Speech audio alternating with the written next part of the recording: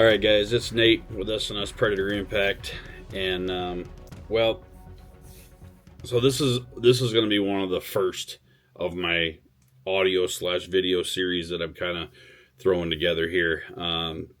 Hopefully, graduating up into podcasts and things like that. But I kind of wanted to start it out with a bit of a bang. So it's Sunday afternoon here, and I was just down here sitting in front of my computer, and I was sitting here thinking to myself, there's this question that's been lingering in my mind. And what happened was somebody had presented me with this question. And they said, you made a claim one time. And I says, okay, what was that claim? And it said, the claim is that you believe predator hunting has made you a better outdoorsman and a better person in general. And I said, you know what? I did make that claim. Yes, I did. I did make that claim. You know what? I stand on that hill. I stand on that proudly, and I feel that predator hunting has done that for me. It has created a different person in me. It made me a better hunter. It taught me woodsmanship, and it taught me a lot of lessons in life. So what I want to do is I want to break down that claim. And I want to give you my reasoning why I feel that way. Why do I feel that predator hunting has made me a better outdoorsman and a better person in general? And I didn't know how to explain this. I mean, it's like I know how in my mind. So what I did was I went on my computer and I just kind of started writing and thinking kind of out loud, maybe talking a little bit to myself, which was a little weird, but it's fine. So I decided here's what I'm going to do. I'm going to break this down into about four different. I'm going to break this down into like 4 different talking points, and then we'll go over each talking point. I'm going to keep this kind of short, maybe 20 minutes, something like that. But I'm going to go over these talking points, and I'm going to tell you guys why I feel that predator hunting has been so beneficial in my life in the way of being an outdoorsman, hunting, and also in my regular everyday life. Okay. Now, the 4 talking points that I want to go over. Number 1 is going to be how predator hunting forces you to be more of a student of nature. Not so much being there in the moment, but you're actually a student of nature, right? And number 2 is going to be it teaches you patience and discipline, and then it makes you a better problem solver, and also how it can build humility in life, right? Because everybody knows that it can. And you know what? I'm gonna throw a 5th one in there that I was kind of questioning, but I think it's important. It's really telling my mind's just really telling me I got to talk about this one, and that's the lessons that I carry into everyday life. Okay, that I've learned from predator hunting. So let's break this down into these sections, and we're gonna start with number 1. Predator hunting forces you to become a student of nature. Let's break that down a little bit. Okay. Predator hunting isn't just about calling coyotes. Okay, it's learning about nature. It's predator hunting has taught me personally. Predator hunting has taught me that to stop looking at the woods and more or less start reading the woods. You learn when you start reading the woods, and next time you're in your tree stand, next time you ever heard of reading the room, right? You ever walk into a room and you're not looking at the pictures, and you're not looking at the walls and at the flooring and all that's kind of an ambiance of the room. But you ever read the room? You ever walk into the room and you start reading the people?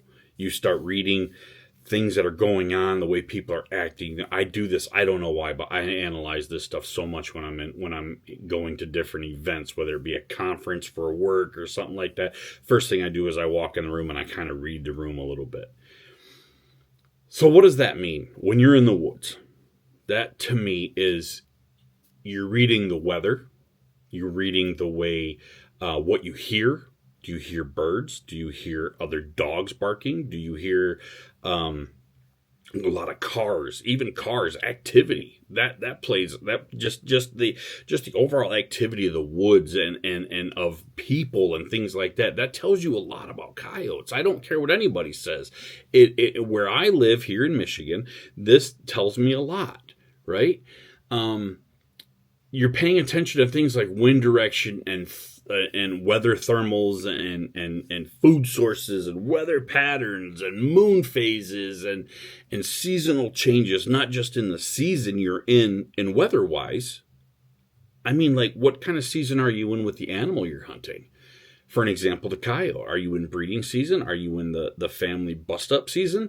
Are you will start to pay more attention to reading the situation in the woods, and probably so much more is less about looking at the field you're in and in the woods you're in. You're going to pay more attention to what goes on, just like a predator does. See, a deer walks into a field looking for grass. Well, when a predator is hunting, he's worried about the details of the grass, the details of the field, the details of the wind, right?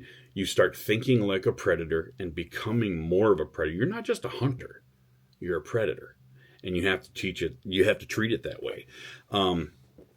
So that's what I think that's done for me in that regard. Talking point number 2 on this, it teaches patience and discipline. I think predator hunting has probably reminded me more that discipline matters more than the excitement of the hunt. The disciplines that we use, the disciplines that staying still is one discipline. Trusting your gear. I mean, you have to be disciplined enough to trust your setup, to trust what you're doing. You have to have that within yourself to trust the process that you have instilled to hunt the coyotes, right? You have to learn how to, resist different urges, an urge to move, right? This goes back to the trust. Like, you decided to stand in one spot. You have to resist just because they lit up halfway across the field or 300, 400 yards away. You got to resist that urge to move. If you don't, you're like, oh, maybe I should. Call the coyote to you. Again, you got to trust your gear. You got to trust your caller. You got to trust your sounds and your knowledge, right? This is a big one. This is a big one to me. Resisting the urge to leave too early. You get bored. You just feel like it's not working. You heard a coyote off in the distance, but, I don't know if he's coming or not, and you just want to pack up and you want to leave. You got to resist that urge.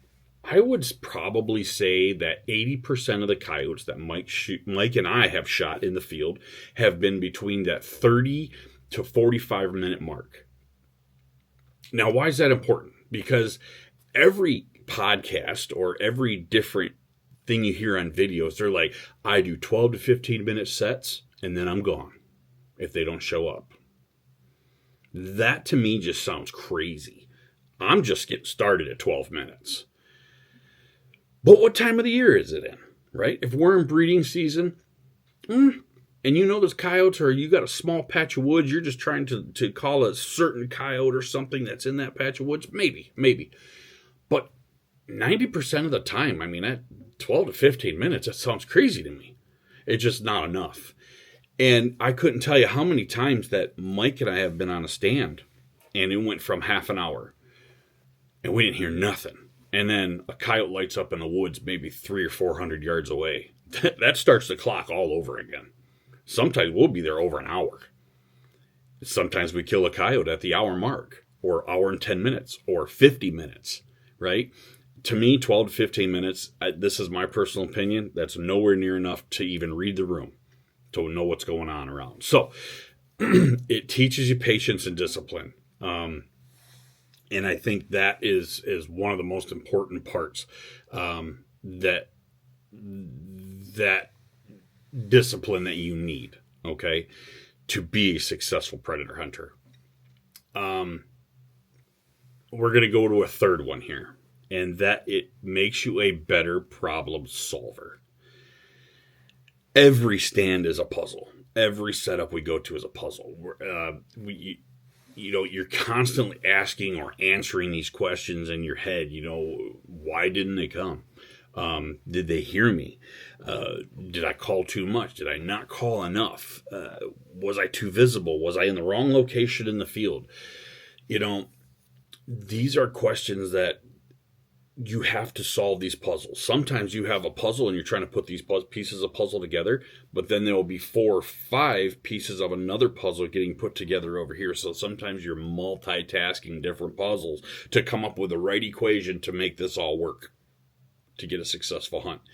So you have to be a problem solver. You have to, you have to look at every unsuccessful stand as an opportunity to learn. Instead of it being a failed hunt, you've got to have that discipline to tell yourself this wasn't a failed hunt. I just have to learn from it. So, the best hunters aren't just better shooters, they're better thinkers. Better predator hunters are not just better shooters, they're better thinkers. I put a goofy video out, where I hear a lot of guys talking about long range potential of rifles. I need a 6.5 Creedmoor for the long range potential, or I need the 22 ARC or whatever it is for long range potential. What about the potential of the caller? What about raising that potential? You gotta want it, right? You gotta want these coyotes, and you can have the long. You could shoot 500 yards with. To me, I wouldn't even look at a coyote. I wouldn't even draw down on a coyote with a rifle at 500 yards. To me, that's not even a successful predator hunt. This is me personally. It might rattle some feathers. Everyone's like, well, it's a coyote, it's dead, it's good. No, that's not me. I'm a predator hunter, not a predator killer.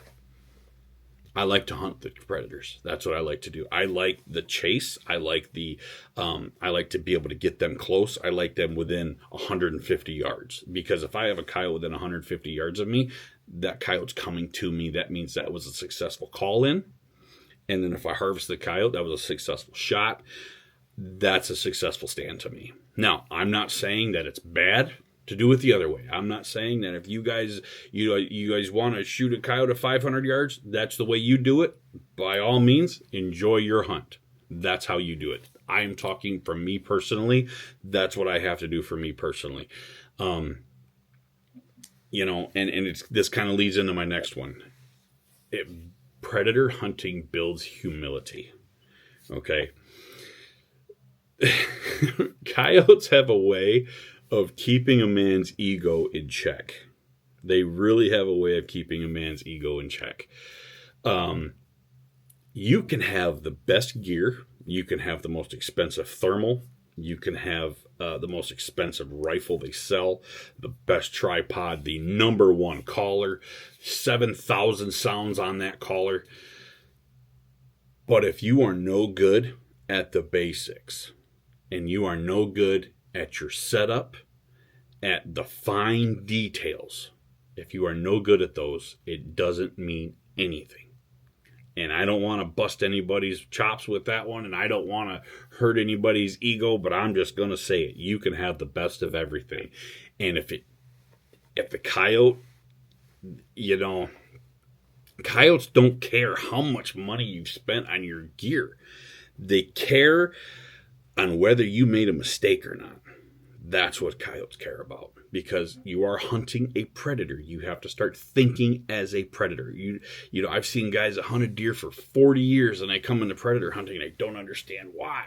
Because you don't think like a predator. You think like a deer hunter.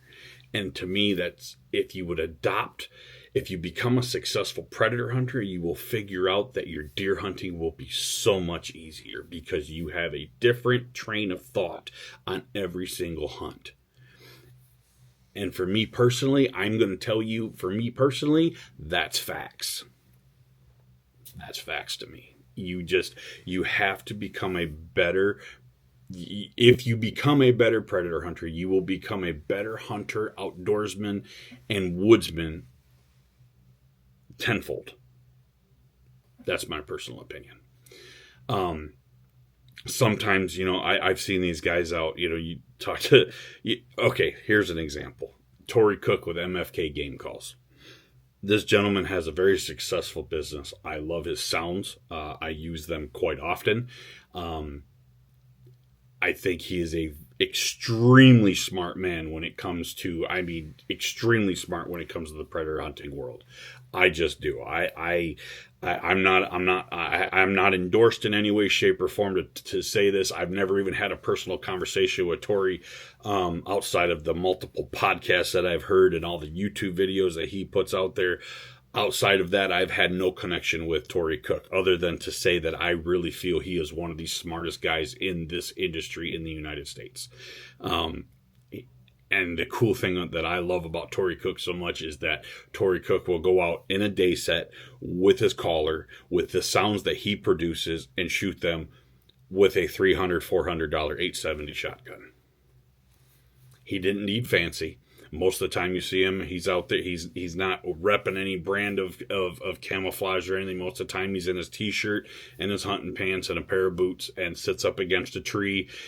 But he has the fine details worked out. He watches the wind. He reads the room. He reads the woods. He knows what he's out there doing, and he has those details. He doesn't have all the expensive stuff. He has what he needs up here in his knowledge, in his mind, and that's how he's successful at what he does. Take it for what it's worth. I'm that guy. I am a big Tori Cook fan for that reason. And this kind of takes me into the next one. The lessons that we learn in the predator hunting world carry into everyday life. Now let's break that down a little bit. This is predator hunting has taught me a lot of things, like preparation matters.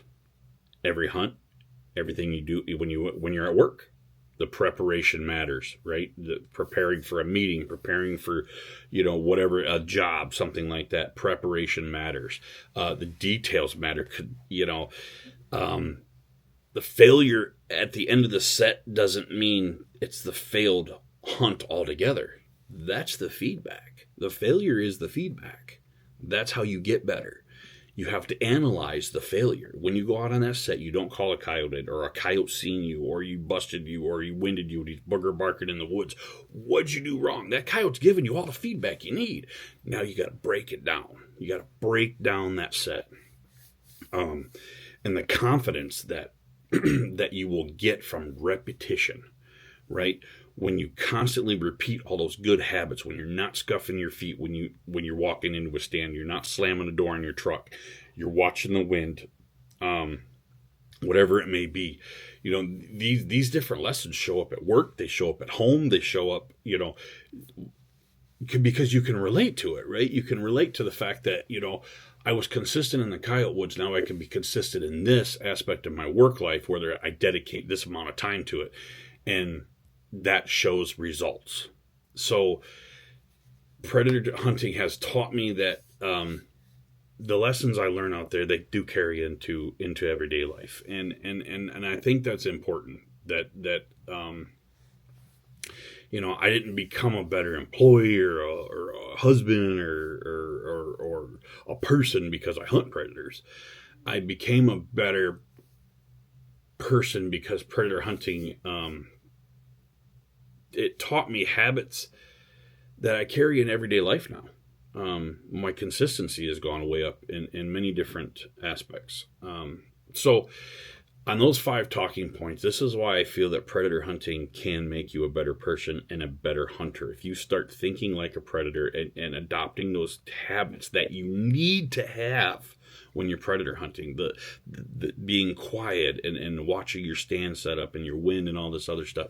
This is all important in the predator hunting worlds. And if you start treating deer hunting like you're coyote hunting every time, I think your success will go way up. I really feel like your success will go way up, because a coyote hunts a deer. That's what they do. That's what they eat. Coyotes hunt rabbits, coyote hunt deer. You know what I mean? You're going to learn so much trying to be a coyote that you'll learn how to hunt deer a little bit better. So at the end of the day, to me, predator hunting isn't just about coyotes. It's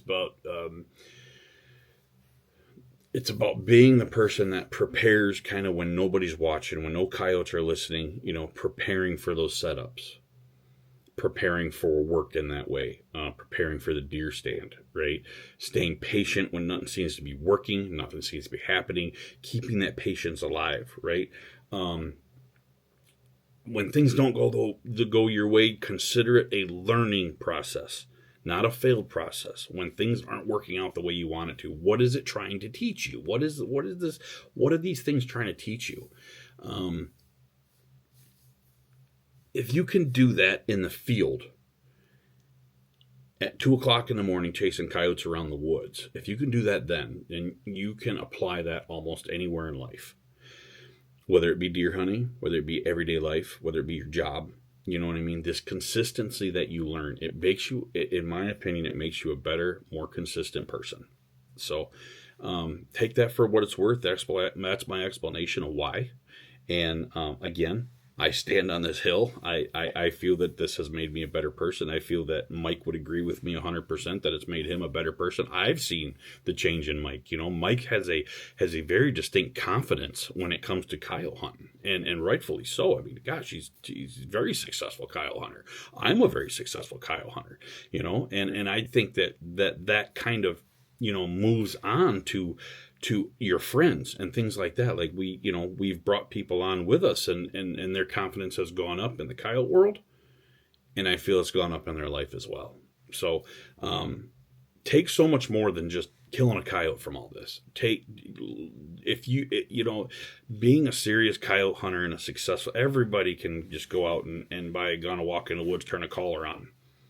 If you kill a coyote, great. Some people just take it that seriously, and that's okay. If that's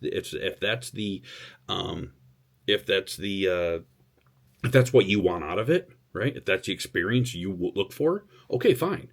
But if you want to be a serious coyote hunter, you're going to need to adopt certain aspects of these things that I talked about, and that will make you a better, more successful coyote hunter, more successful deer hunter, outdoorsman, woodsman, and I feel a person. So take that for what it's worth. I appreciate you guys sticking around for 20 minutes or so to listen to my explanation. I hope you all have a great day and a great evening. It is here in Michigan, 10 o'clock at night. So I wanted to get this out there, and I wish you all the best, and I look forward to talking to you again soon.